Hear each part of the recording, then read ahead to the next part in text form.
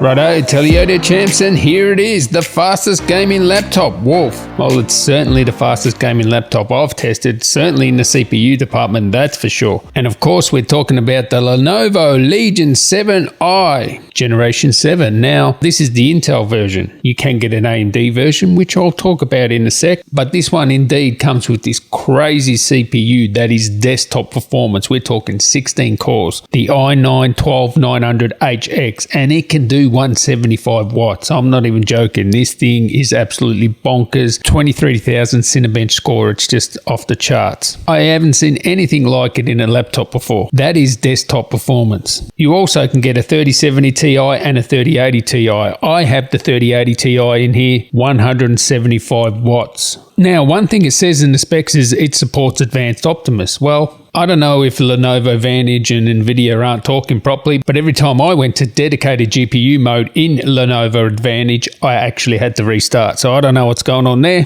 But when it comes to gaming laptops, it honestly doesn't get any better than this. Now, I had the previous version of this, one of the best gaming laptops out there. Without question, I spent my own money on it, and this one's even better because obviously the newer parts in it. So what I like about it is the build quality. Even though it's a muscle book, it's not too thick and heavy. You know, we're talking 5.5 pounds or 2.5 kilos, which is good for a muscle book. But there is no illusions here. It's not an ultralight. I really like how solid it is, how robust it is. I've picked it up by the display. The hinge is no problems on this display. Build quality is excellent. Awesome RGB. The great thing about this is it doesn't scream gaming laptop other than the RGB, which you can turn off. So you'd be able to take this into work and no one would even know. So when we're talking 16-inch laptops, I mean, there's not that much to compare against. A lot of its competitors are 17 inches. So Lenovo's claim of being the fastest 16-inch, well, probably is. In fact, I don't know any other 16-inch faster than this. And talking about 16 inches, that display, 165 hertz, 100% sRGB, yes, I measured it, and up to 500 nits of brightness, which again, I measured around 492. Close enough. Supports Dolby Vision. I'm not sure how it does that. I don't know if it's bright enough really for HDR, but you can turn HDR on. It has G-Sync, 3 millisecond response, and yes, 165 hertz. So yes, what I like about it is it's the perfect sweet spot of resolution, refresh rate, has this sort of satin matte display, which I would prefer glossy, but hey, no complaints with it. It's a really good display. You're going to love it. You can get up to 32 gigs RAM DDR5. I suspect you'll be able to put more in when they have, you know, bigger modules. 99 watt hour battery. Well, that's one thing here. The battery life, I could get about 5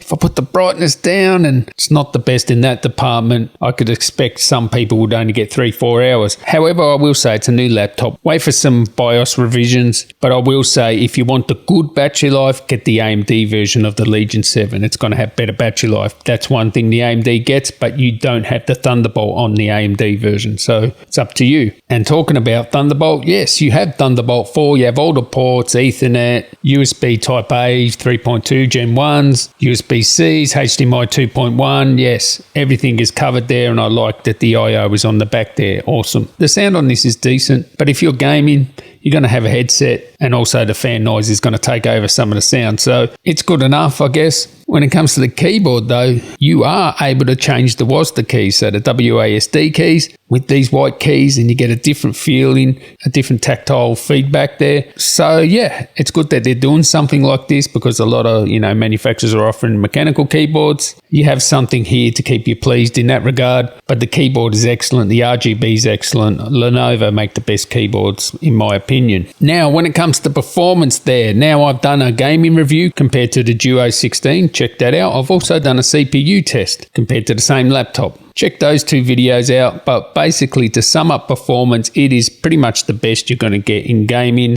especially the 15 to 17 inch gaming laptops. Now forget about benchmarks, it can sustain about 260, 265 watts. That's sort of total CPU and GPU together. That's as good as it gets, all right? There's only one laptop I've had that can sustain about 15 watts, maybe 20 watts more, and that's the Alienware M17. That is a bigger, thicker, heavier laptop. This one has a 300 watt power supply, but in terms of anything 15, 16 inch, nothing touches it, and it compares exactly with the GE76 Raider, pretty much the same wattage output there. So it's as good as you're going to get in gaming, and when it comes to temperatures, it's only in the 80 degrees, so I haven't seen it go over 90, except when I was pumping 175 watts into the CPU, but gaming I have only seen in the 80s, less than 60 decibels, around 56 decibels, so that's awesome, and that's in this full performance mode. Upgradability, of course, the RAM, 2 M.2 slots for your SSDs, PCI Express 4, Wi-Fi, 6E. You're not going to get a better gaming laptop than this. It is